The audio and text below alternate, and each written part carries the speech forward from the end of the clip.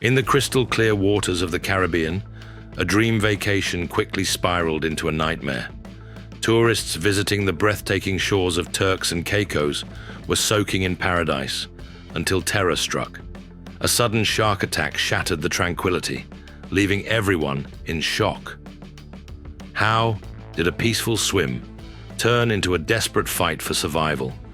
And what happened in the moments that followed? One moment, the sun is shining, the water is calm, and everything feels like paradise. The next, there's blood in the water, screams for help, and a fight for survival. No one ever expects a dream vacation to turn into a nightmare, but for 3 tourists in the Caribbean, that's exactly what happened. On Friday, February 7th, 2025, 2 separate shark attacks sent shockwaves through the Turks and Caicos Islands and the Bahamas, leaving one woman with life-altering injuries and 2 friends battling to survive. In the Turks and Caicos Islands, a 55-year-old Canadian woman was snorkeling near Blue Hills, Providenciales. She spotted a 6-foot shark nearby and, possibly hoping to capture the moment, moved closer. What happened next was a brutal reminder that the ocean belongs to its creatures, not us. The shark attacked, biting her thigh and severing both of her hands, one at the wrist and the other at mid-forearm. Her husband, a Canadian Armed Forces veteran, witnessed the attack and rushed to her aid, managing to fend off the predator and bring her back to shore. Emergency responders arrived quickly, stabilizing her at Cheshire Hall Medical Center before she was airlifted to Canada for advanced medical treatment. Authorities have since urged tourists to follow safety guidelines and avoid interactions with marine life. That same evening, in the Bahamas' Bimini Bay, 2 American friends, 24-year-old Summer Lehman and 20-year-old Riley Decker, were swimming near their anchored yacht when disaster struck. Lehman felt something brush against her foot, but thought little of it. Moments later, Decker felt a sharp pull on her leg and realized they were being attacked. Their friends on the yacht pulled them aboard, using makeshift tourniquets to stop the bleeding. Lehman suffered deep wounds to her foot, requiring 48 stitches and skin grafts, while Decker's injuries were so severe that multiple surgeries were needed. Experts believe a bull shark was responsible, possibly drawn by movement in the water. 2 attacks, one day, a chilling coincidence or something more? While shark attacks remain rare, these incidents serve as stark reminders of how unpredictable the ocean can be. Experts and local officials emphasize the need for caution, advising swimmers to maintain a respectful distance from sea creatures and avoid actions that might provoke them. While shark attacks are rare, these events highlight the potential risks of interacting with marine life. Tourists are reminded to swim in designated areas, avoid swimming alone, and refrain from feeding or approaching wildlife. By respecting the ocean and its inhabitants, we can help ensure that our encounters remain both safe and awe-inspiring. Imagine you're basking in the sun on a pristine Caribbean beach, the gentle waves lapping at your feet. The last thing on your mind is a shark encounter. Shark attacks in the Caribbean have long been considered rare, but recent incidents are challenging that perception. Tourists visiting these tropical waters expect sun, sand, and relaxation, not sudden violent encounters with one of the ocean's most feared predators. Yet, reports of shark attacks in popular vacation destinations are increasing, leaving many to wonder if something is changing beneath the surface. In December 2023, a 54-year-old woman was paddleboarding near a sandals resort in the Bahamas when a shark attacked her.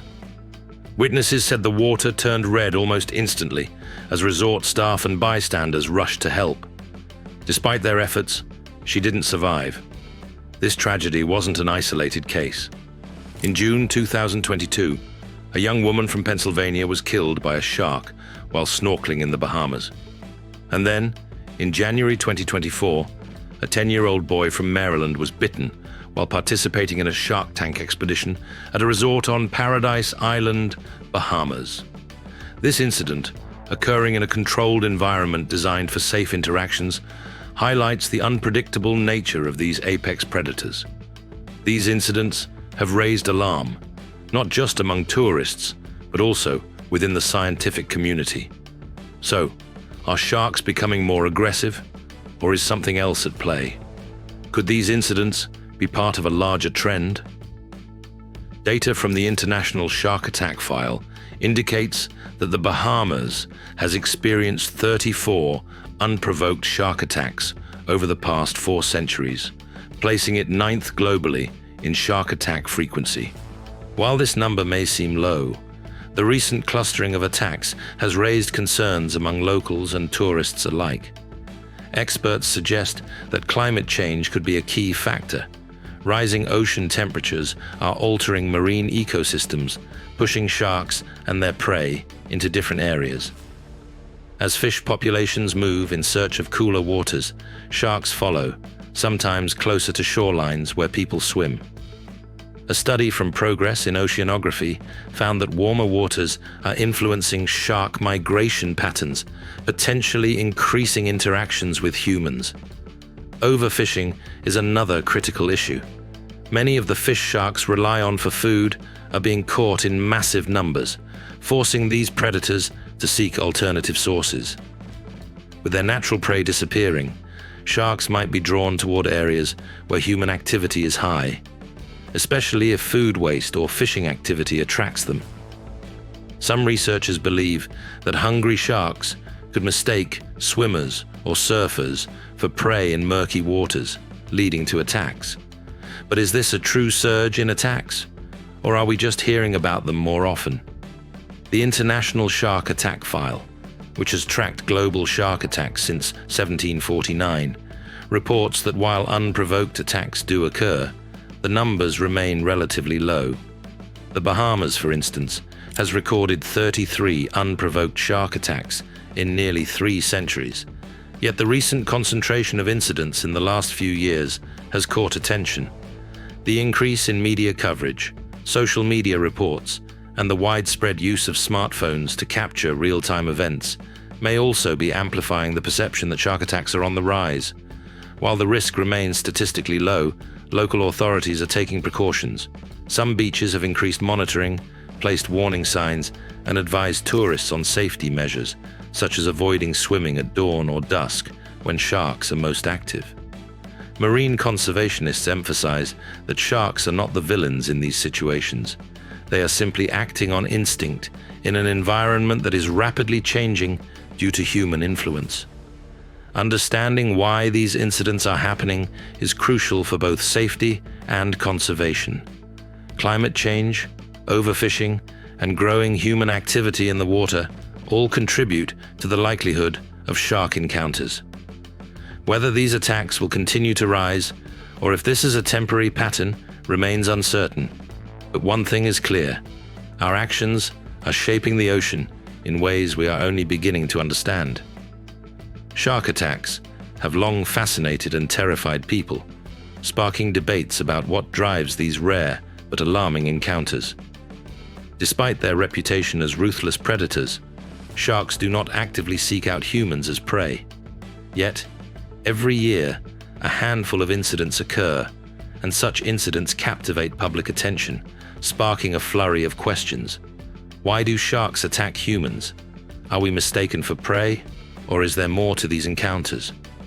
One common explanation is that sharks mistake humans for their natural prey. Their vision, though powerful in detecting movement, is not always sharp, especially in murky waters.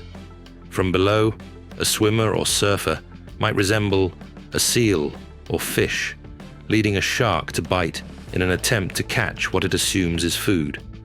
But is it always an accident?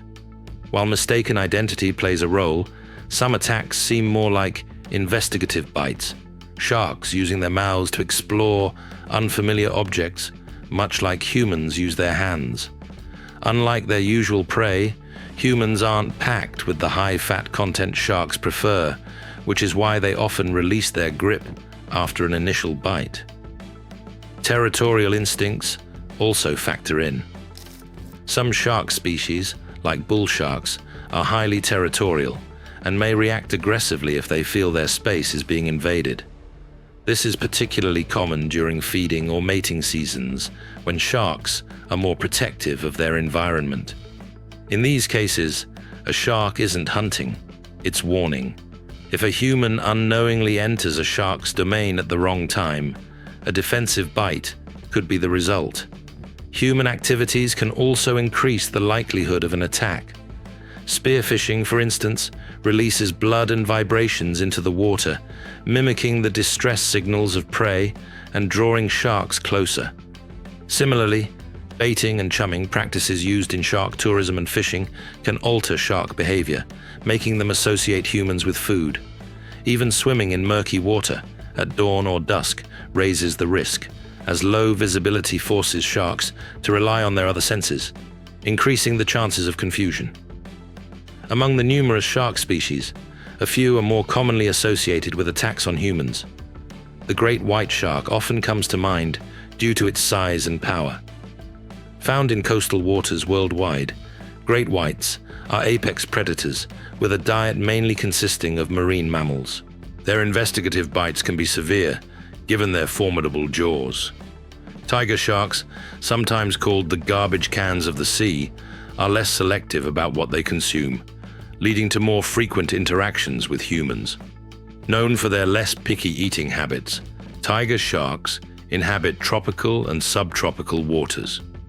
Their tendency to consume a wide range of items, coupled with their presence in shallow waters, increases the likelihood of encounters with humans. Bull sharks are particularly concerning because of their ability to survive in both salt and fresh water, often swimming into rivers and estuaries where people are more likely to be.